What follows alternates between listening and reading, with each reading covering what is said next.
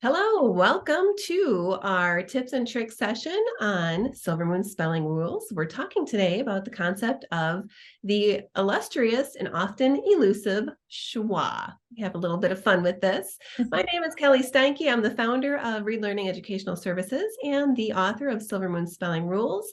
And I'm here with Kate Wagner. And Kate, I'll let you introduce yourself. Hi, my name is Kate Wagner. I'm an instructor with Read Learning Services, and I also write the blogs for Silver Moon Spelling Rules. Wonderful. Well, it's great to have everyone here today. If you find yourself teaching spelling and reading using a systematic and explicit approach, and you find yourself getting stuck on the concept of schwa, or maybe your students are getting stuck on the concept of schwa, you're probably not alone. This is a huge challenge because schwa, let's be honest, it's kind of intimidating. Absolutely. Intimidating to teach, but it doesn't have to be. So Kate and I are here to tell you that schwa does not have to be intimidating. But I will tell you, I've done a lot of speaking at conferences and some PD, and especially with the Silver Moon curriculum, I've been working a lot with teachers, and a lot of teachers are telling me that they've never heard of schwa, or they have heard of it, but they're just not confident teaching the concept, so they skip it. Kelly, I would have to admit that when I started teaching and knew nothing about our systematic approach and Orton Gillingham approaches, I never knew about what the schwa was. It was the bane of my personal spelling existence. I can agree with that, Kate. Before I started learning Orton Gillingham based spelling and reading methods, I honestly had never heard of schwa either. So now I've been working with schwa for maybe 10 to 15 years. So we're good to go here. And so let's help teachers feel confident with this confidence so they can with this concept so they can move ahead and help their students. Mhm. So facts about schwa. Schwa should be mastered around the third grade, not later. So with typical development, that's your goal. I'm going to move our faces here because they are covering up some of my words. A lot of people don't realize too, the most common vowel sound in all the English language is schwa. Uh. Schwa. Yeah, I know. Yeah. And that is the schwa sound. It is like a short U sound, isn't it? Mhm. Um, I was working with a student once and we were working on the schwa concept. I'll tell you a quick story. And he came to class, he sat down, and first thing you always do during a lesson is review. So I said to my student, we're gonna, talk about schwa again today, but we've got to do a little bit of a review first. Do you remember what sound schwa makes? This was a middle school boy and it was beautiful outside. It was the middle of summer, and he put his head in his hands and he just went, "Ugh." You got it. That is the sound schwa makes. It's the sound, that short U sound. I don't think he ever forgot that sound again. It's perfect. Let's That hope worked that out. we aren't all making that sound by the time we're done here. We'll Right? we'll clear that up. Yeah, let's clear that up. So without explicit instruction in schwa, this isn't something you can just glom over or skip if you're working with struggling readers or spellers, because it's so prevalent in our language. And it creates so much confusion in reading and spelling for struggling readers and spellers when we don't teach these concepts really explicitly and systematically. So that's why we're here today. Mhm. So Kate and I are going to give you some examples of schwa. I'm going to fast forward just a moment here and show you one slide. We tend to categorize schwa in terms of rule. So we basically have 4 schwa patterns within the English language. And when you're using Silver Moon, we categorize these patterns by name. We'll give them a spelling rule name. So our first pattern is the family cinema spelling rule. The bacon salad is the next spelling rule. Travel by camel is another spelling rule for schwa. And Majestic America is our final spelling rule for schwa. And we're going to go back to that example screen, and Kate and I will share examples of each of these rules. Here we go. All right, Kate. So what kind of difficulties have you seen with working with some of your students regarding this concept or confusions? I think the biggest thing is getting students to recognize when a word has a schwa. So, I think the biggest part when I'm teaching schwa is cueing students into what is the sound I'm hearing. That's my first red flag that pops up. And then what is the pattern that I'm seeing? Because that'll direct us toward the spelling rule that we can pull to frame our reference from Schwa. I think the most difficult part is for kids is really knowing what are my choices for spelling it. Um, so I like to use a lot of examples, and I like to have students use a lot of color coding to try to identify the schwa in different words. So Kelly, I'm going to give you a word. I'll pretend that you're one of my students, and I want you to first cue into the fact that you're hearing a schwa. So we'll see if you can find that schwa sound in this word. Okay. Okay, let's give this a So try. we'll try. So the word I'm going to give you is atom. Like I'm in science class and we're talking about atoms. Okay, atoms. Well, I know how to spell that word, atom. But the first thing I have to do in order to determine if a schwa is present in a word is listen for the sound, right? So I'm really kind of emphasizing that. So I do hear an at in the last syllable. That would be a closed syllable pattern. Atom. Um. So Hmm? now Kelly knows that she's heard a schwa. It's closed in the second syllable of a word. So now we can start looking at our rules and deciding which rule this would fit under. Kelly, can you tell us what rule that would fit under out of our Silver Moon rules?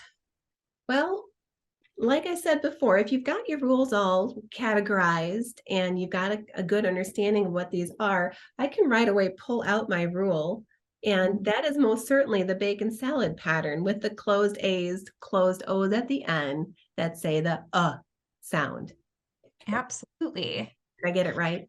You did. Okay, And the great. good thing is Woo! now she's taken all of these vowels that could be and narrowed it down to just two options, the A or the O.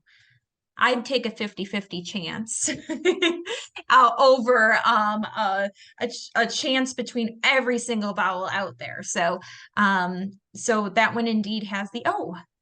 Yeah, and you mentioned something before, Kate. You mentioned the term spelling choices.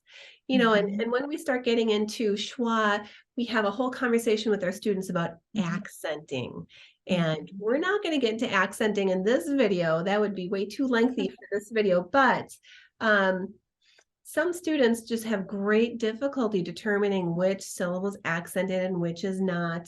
And when you have a spelling choice, because you understand the patterns you're looking for, it greatly eliminates a lot of distractors, a lot of letters that aren't even a choice for your spelling. Mhm. That makes sense. Absolutely. Absolutely. Um, so should we try another one? Yeah, let's do another. Okay. Let's try a different rule. Let's try the word hospital. Hospital. Okay, so if I tap out the syllables for hospital, I'm going to listen for an within that Mhm. word. So I've Mhm. got has. I definitely hear an has. Hit, it, tol, oh. So I hear the schwa sound, the sound in the Mhm. very last syllable, and I do hear an L right after it. So it is a closed syllable, but it has an L at the end, Mhm. which reminds me of one of our Silver Moon schwa spelling rules. I'm going to say this is travel by camel. That absolutely is. I love this rule. I think it's just a really fun, dynamic rule anyway. But what this rule is telling us is any vowel that's not accented and followed by an L can be a schwa. So now, Kelly, what are your choices for spelling there? Gosh, with the vowel L schwa pattern, it can be any vowel, Mhm. provided it's followed by an L. So it might be a situation where I might have to look some of this up, Mhm. whether it be an A, E, I, or O. Mhm. Um, so I would guess an A though, because I know how to spell hospital. Exactly. And you know what I Yeah. like about this rule is the reverse happens with reading. Although it's a little bit trickier for spelling, with reading, it's really easy because as soon as I see a vowel with an L after it and it's unaccented, I know right away it's going to be a schwa. So this one's a little bit easier for reading, but a challenge for spelling. Yeah, it really does go both ways. We're teaching spelling patterns, but in teaching these spelling patterns, it opens up the door for reading just greatly because these kids they're seeing the rules, they're identifying them, and they're immediately, once they get proficient with these patterns, they can apply the sound pretty quickly because they realize that is their alternate choice for that sound, for that particular vowel. Exactly. All right, Kelly, I have two more for you. All right, Do you ready to take on the challenge? I'm ready. Let's try them, Kate. What do you have? Let's try the word benefit. Benefit. Oh boy, maybe we should have talked before we met, huh? Okay, so let me tap it out. So I've got Ben, fit. Mhm. All right, I really clearly heard the in the middle syllable, Mhm. um, which I'm going through kind of my graphic organizer in my brain and thinking through the four schwa patterns we have. Mhm. Because it's a middle syllable and I hear an it's a three-syllable word. Here's our rule for three or more syllables. And it's the only Mhm. schwa rule for three or more syllables, with that type of pattern. So going with family cinema. Very nice. Very nice. That is exactly it. And what are our two choices for spelling when we have a family cinema type of schwa? Yeah, that's a nice thing about this rule because there are only two choices Mhm. when that pattern is right in the middle of that, three or more syllable word. So E or I would be the option, and we'll go with Mhm. E. That's a good bet. Yeah. And the really cool thing is, once these spelling rules are all taught cumulatively. So once you get to the point of schwa, a student should be able to type the word into their Google Docs or whatever word processing system they're using with that one letter as a question mark. They could even guess E or I in that one spot. If they hit spell check, it should pull the correct spelling, provided they only have that one letter incorrect. Mhm. Because it's not like having three, four, five, six letters incorrect. And then you get all sorts of wild and crazy options in spell check, and we don't want to go there. Yes, that does get confusing, and I think our students sometimes know that well when they've got 20 different options for spell check. So it's good to narrow it down. Yes. Okay. Do you have one more for me? I have one more for you. Let's try the word adapt. Adapt. Now, that might be a word a student learns in science class, and they might not be real familiar with the spelling of it, but if they learn this schwa pattern, they'll get it. So let's tap it out. So we've got adapt. Mhm. Well, I hear a real clear right at the beginning of that word. Dapt has a short A. So we're going to say that's probably an A in the beginning because Mhm.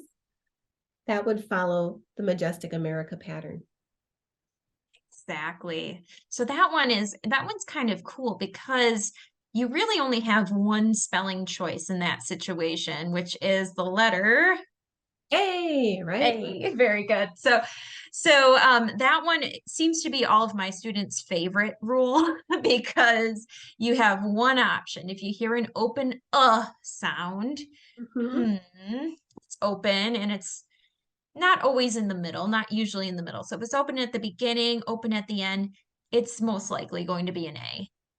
Yeah, it really is. And what's cool about this rule is if you are a teacher in Canada, you could totally say majestic, Canada. Ah, Right? yes. You hear the and actually that would apply quite well. That So would be perfect. Maybe we'll have to have one of their students design their version of the card. That would be pretty I cool. know, I know, wouldn't that be cool? So there you have it. There are our 4 schwa spelling rules. Is there any other examples we wanted to go through, Kate? I was thinking about a word that comes up pretty frequently when we're practicing this rule and a couple of our other rules are revolving around schwa. And in order to get you into this word, I just want to tell a brief story. I grew up in Wisconsin, right? And we have this lovely Midwestern accent. And sometimes this dialect gets a little bit confusing when we get to schwas. So I'll talk about one example that comes up. Um, Kelly, what do you call that thing that you might lay in the summer? It's strung between 2 trees and it's oh so relaxing. Oh, my favorite place to read a book, probably a hammock. A hammock. Did you know Hmm. that that's actually a schwa? But I don't hear the schwa sound. Isn't that strange? Yeah, let's talk about this, Kate. Yeah, Is it a hammock or a hammock? technically. And I grew up saying hammock too, because I grew up here in Wisconsin, and that's just how we say that word. But technically, that is a schwa because the O toward the end of the word is unaccented, it's closed. So in reality, we should say it like hammock. So I thought about this a lot because I get this question from students a lot. A hammock, I've never heard of that. Why are you having me spell that? Well, the reality is that sometimes we have adapted a dialect to mimic the way a word is spelled rather than the way it's supposed to be read. And I think that might be what happened here. Yeah, that's pretty insightful because when I look, so I've got my spelling rules in front of me, and when I look at this bacon salad pattern, hammock definitely follows that pattern. But you're right, I'm from Wisconsin as well, and have always pronounced that word hammock, and that is how it's spelled. There's another thing that comes up in dialect, depending on where you live. And Wisconsin is known for this. In our dialect, I learned this through working with lots and lots of students. Um, Oftentimes, we pronounce our schwa sound as a short I. Yes. Yes, I've heard that too. This, Do you yeah, have an example in mind, Kelly? I do. The first one that comes to mind is benefit. The word benefit. I mean, when I pronounce that and when my students pronounce that here at the Reading Center, they pronounce ben, I, fit. Mhm. When really that middle I sound is technically a schwa. It should be pronounced ben, fit. Mm-hmm. So, with that, depending on where you are, where your geography is in the country, uh, you might need to tune into local dialects and just teach some flexibility with some of these Mm-hmm. schwa patterns, depending on where you Mm-hmm. live. Yeah. Exactly, exactly. I find that's probably one of the biggest challenges, and it just takes a little explaining about dialects, and you get a little extra learning in there too. It is really kind of interesting. Um, so, when it comes to schwa, there is a solution to clear the confusion. It doesn't have to be elusive at all, Mhm. because there really are 4 schwa reading and spelling patterns. And the Silver Moon text really outlines these very clearly, very explicitly, so that teachers can learn how to teach these rules just by reading the Silver Moon text, the curriculum. And once you feel confident, you can then teach these rules very clearly to your students, especially your struggling readers and spellers, and make sure to provide them with lots of opportunities for repetition and practice in both reading and spelling. And 4 patterns isn't a whole lot. They really do catch on to these patterns, and not only will it help their spelling, but it will also help their reading. Absolutely. This is that table I showed you earlier. If you are looking for more information, more tips and tricks, you can certainly email, support@silvermoonspellingrules.com. I can send you our digital download in the meantime. When our digital platform is ready, this download, a tips and tricks download will be available for everyone to download on their own. And if you really, really are looking for these lesson plans, how do I just kind of, what materials do I need? What kind of words do I use? How do I organize my lesson? We have that covered for you. Do you use the lesson plans in Silver Moon, Kate? I do. I do. They're super clear. They actually don't take quite a lot of time. So you have your instruction in there, you have your practice in there, you have an additional page for practice. So I find them very user-friendly as a teacher. Wonderful. And so the Schwa rules are in the blue book Mhm. if you're looking for those lesson plans. And Schwa can be mastered. So here's one of our students just from last week at our reading center. And if you analyze her words, what concept does she have in all of those phrases? Looks like she's working on schwas there. Yeah, she sure is. And she mastered these just beautifully. Mhm. So for a quick little trip over to our website, go ahead and scan the QR code in the corner here. And it's been lovely. This has been fun, Kate. Thank you for chatting with me about Schwa today. Thanks for having me. Okay, everyone, take care, and do feel free to reach out if you have questions at support@silvermoonspellingrules.com. Thank you, everyone. Take care. Bye.